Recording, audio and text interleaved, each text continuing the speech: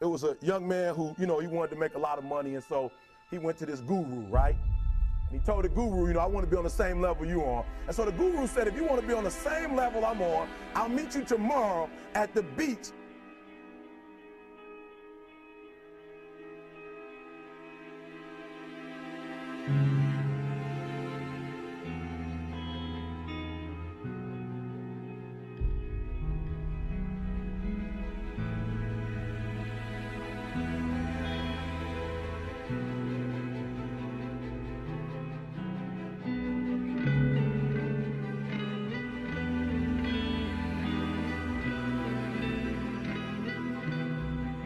So the young man got there at 4 a.m. He all ready to rock and roll, got on the suit. Shit wore shorts. Jerel, I'm from Durham, North Carolina.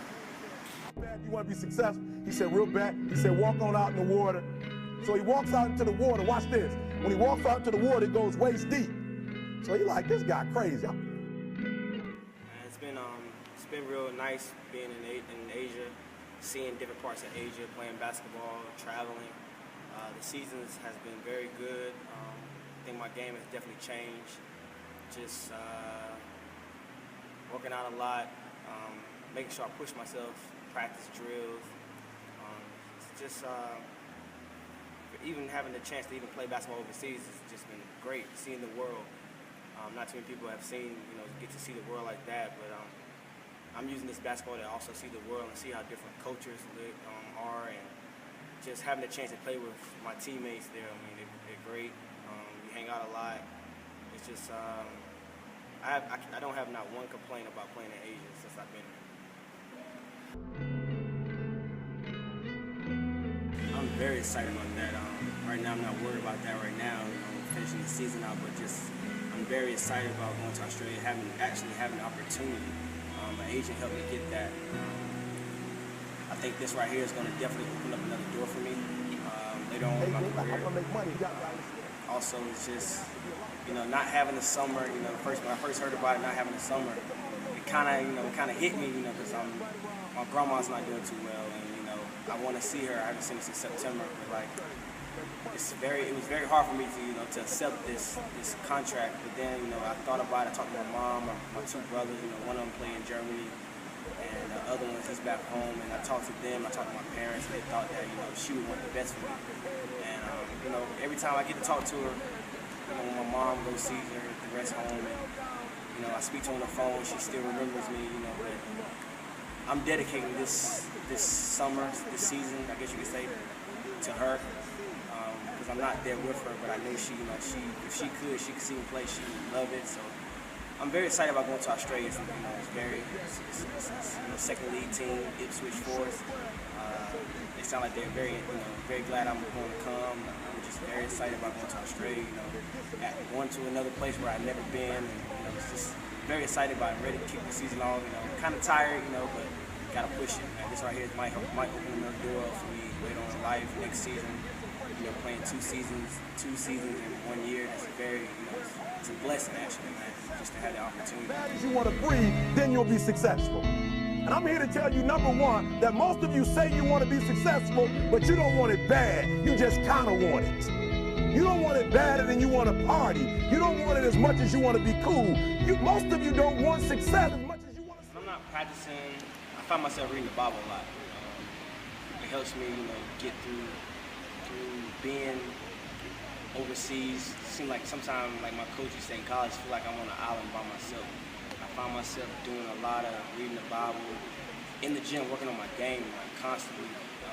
I was always taught, push for stuff you want. I was always taught that, okay, yeah, you might make it, you might make this, you might make this, or you're not going to play Division I basketball, and I ended up doing that. And, one thing I can't say, man, I never gave up. I always pushed myself. I never gave up. I just kept motivating myself, and I found myself playing NBA 2K13 a lot, creating myself, and I just feel like this is. Sometimes I think it's a dream. Sometimes we have a day off, and I find myself in the gym shooting, working out, icing, take care of my body, but. Mostly, half of the time when I don't have anything to do, I find myself in the gym. playing 2K13 on the computer. You know what I'm saying? I spend a lot of time on the computer. Or I'm on Skype talking to my family, my little niece. You know what I'm saying? She's 1 year old. My brother's daughter. I love seeing her, man. I'm addicted to Skype. I guess you could say that. So, you know, having my time, I'm in the gym, at home playing 2K, on Skype. That's it. You won't be successful until you say, I don't need that money. Because I got it in here.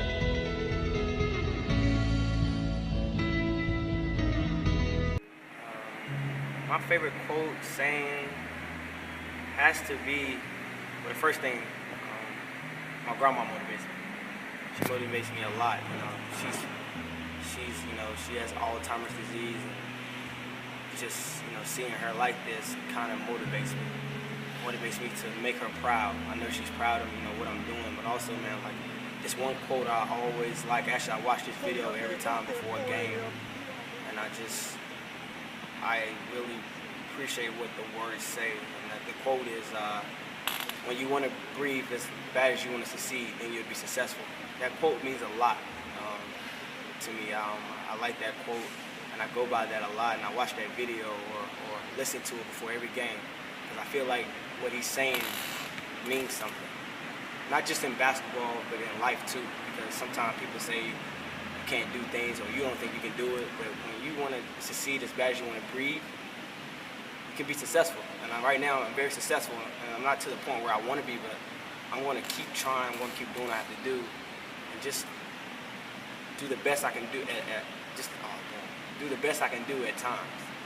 And thank God for all the opportunities playing basketball overseas, and just appreciate where I came from and what I've achieved. I want to make money. He got me out here swimming. I didn't ask to be a lifeguard.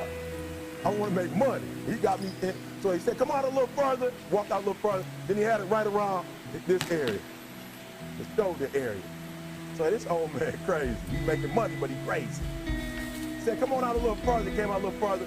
He was right at his mouth. My man like, I'm about to go back in here. This child is mine. So the old man said, I thought you said you wanted to be successful. He said, I do. He said, walk a little further. He came, dropped his head in, held him down, hold him down. My man didn't scratch him, holding him down. He had him held down. Just before my man was about to pass out, he raised him up. He said, I got a question for you. He told the guy, he said, when you want to succeed as bad as you want to breathe, then you'll be successful. I don't know how many of y'all got asthma in here today, but if you ever had an asthma attack before, you short of breath, SOB, shortness of breath, you wheezing.